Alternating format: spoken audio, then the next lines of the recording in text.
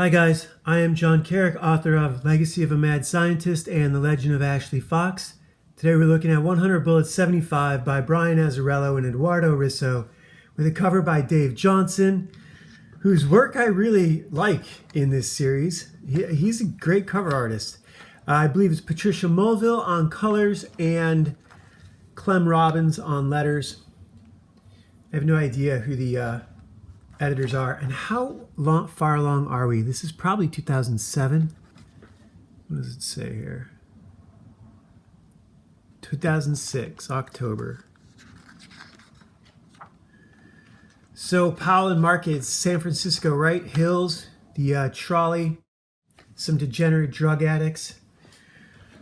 And this one, the way this is set, the way this is framed, the way this plays out, had me thinking of a play the entire time. The way the camera is sort of flat. Well, just watch and see what happens. I'm liking this Beer Fest girl. She's dressed like Wonder Woman. Or maybe Wonder Woman's dressed like a bar wench. So Steve comes out of the bedroom and he wears them white pants. Yeah. This is so fucked. Yeah, he had like no clue there was a stain. He had like no clue there was a wet stain on his ass. What? Yeah, and it got bigger. No shit? No shit. Stain was red. Know what I'm saying? So these drug addicts are leaving someone's apartment where Powell and Market, I know Market Street is in San Francisco, and so they're talking about someone having dirty adult time. And here we get a guy sitting on a bench in a red Akira jacket, not really an Akira jacket, but they're walking up on him. Fuck. Who was he in there with? A chick. Get the fuck out. Excuse me, sir, could you spare some change so we can get something to eat? I don't have any change. $1 be okay too. And he shows her a gun. Jesus Christ. What the hell, man? She just asked you for $1 and you go waving a gun. What the fuck is with you? Tyler, asshole. And so the Asian kid is just sitting out in front of Johnny's Grill, steaks and seafood. Inside the attaché case is irrefutable evidence that what I'm telling you is true, Dustin. Also, you'll find a gun and 100 rounds of ammunition. They're yours if you choose to use them. I've seen to it that no law enforcement agency can touch you. I don't get it. Get this. In the course of an investigation, if one or more of those bullets is retrieved, well, let's just say the investigation has run its course. It's over. Done. If you're in custody, you walk. You have carte blanche. But why? Because the woman in that photograph is responsible for your misery. Justice for what was done to you is in your hands. Can you believe that shit? What, Steve getting fucked by a chick? No, that Asian prick pulling a strap on us. That really frosts my cone. Yeah, well, he must have thought like we were gonna rob him. And it's funny too, he's putting his hands through his hair. I think they call frosted tips when you get like the ends of your hair bleached. I just watched Ichi the Killer, watched the second half of it, the end of it. I can only watch that movie in small doses. And it's pretty fucked up. The guy in there has bleached hair. So this is Lono, walking down the sidewalk. Here are these two degenerates. We're just panhandling, dude. I mean, what's this world coming to? Spare some change? Yeah, right. Nice boots, Phobo. Fuck you. Excuse me? This is a hell of an opportunity. Hell, it's an opportunity for you. That's all it is? I once saw a dead man. Actually, I've seen many dead men. Too many for most. But this one I've carried around with me. It was a car wreck. I know what you mean. Can't help but look. The driver, he was the dead man. Had a bullet hole through his temple. Shot from inside the car or out. Didn't matter. His hat, though, was one of those mesh hats with the puffy front like a trucker wears. Anyway, written on the hat was, "Shit happens." The epitaph for humanity's gravestone, "Shit happens." Neat little bow over a pine box of waste. What a metaphor for life. Shit does, though. It happens. I accept that. If you take it. Hi. Nice night, huh? Cigarette? I've been trying to quit since, well, forever, but habits. You look like you could use a friend. I could. I mean, I have money, you know. Just friends. Got a light? Gotta go? So, the one you're waiting on. Now, this is interesting about 100 Bullets because Graves has been a practically mythical figure in this series.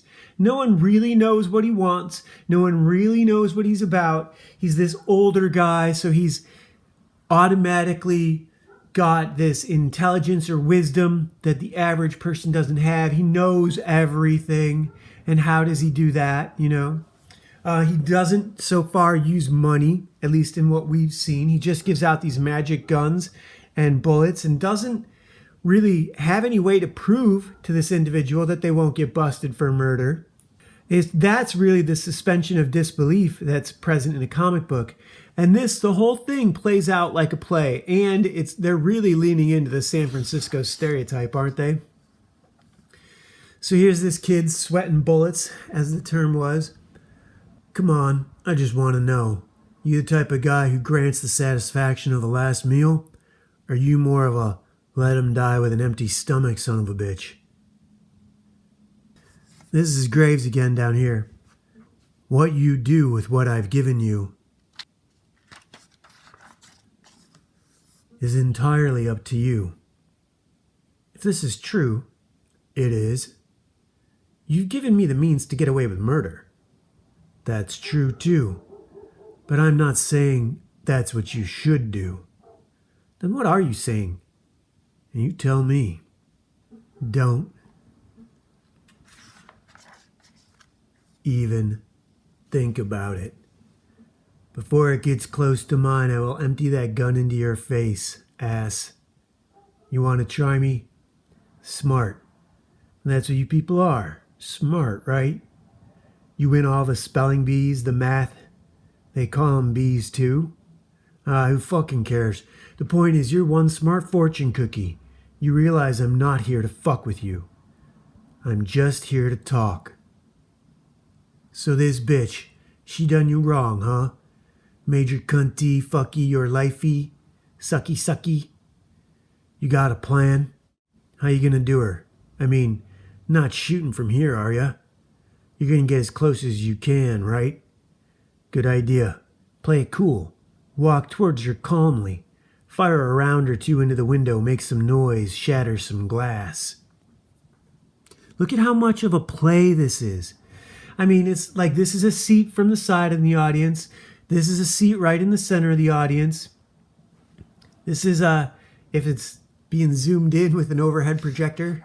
So here's the kid shooting through the glass. Scatter some people. With no idea who you're shooting at, folks will fly like shit from a goose. Your bird does too, but you don't take your eyes off of her. She's in a blind panic, don't know where to go. You follow, never taking them eyes off. Zeroed in, like a kamikaze. Then, bam! First shot sends her spinning, catches her in the shoulder. She falls screaming, hopefully 'cause, well, you want that. By now you're on top of her, and bam! Another one in her fucking guts. Gives her a nose full of her stinking life, seeping out her belly. Then when she looks up at you, snot, puke, and tears streaming down her face, when she asks you why, you tell her, boom! Headshot, neck snaps, thud on the concrete, game over. Good plan, dude. No worries. I mean, Fuck all them others. What the hell do they matter, huh? Other what? Fuck 'em, like I said. You can't be bothered. By what? Lives, boss. It's funny he's not wearing a shirt under his trench coat. He's like some San Francisco flasher. Other lives. No way. Oh my god. Secret show at 111's after they play the Fillmore? No way. You can get us in? What's the cover charge?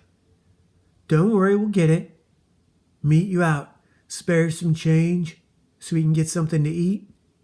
No, but I'll buy you a sandwich. Wait, you're not really hungry, are you?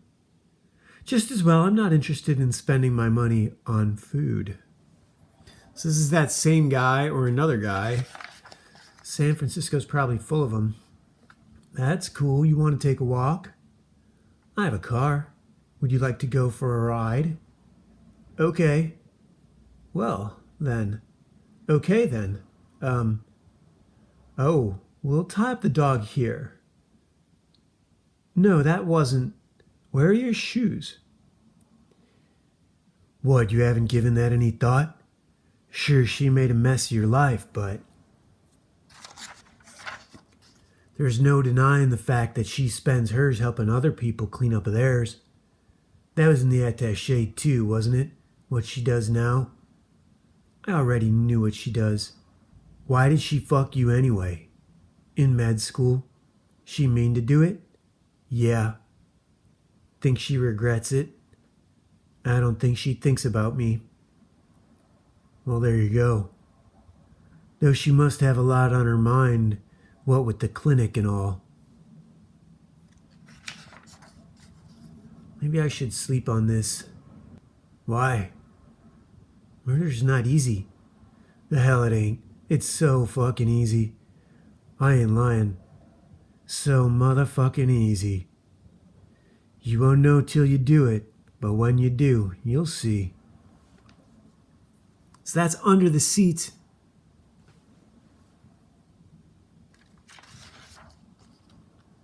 There she is. Nice to see you're a last meal kind of guy. Tell me, in my shoes, what would you do?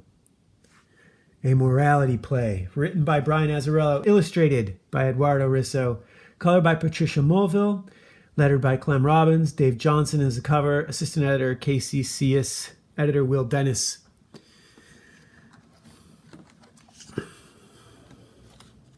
You do not need superheroes to do good sequential fiction.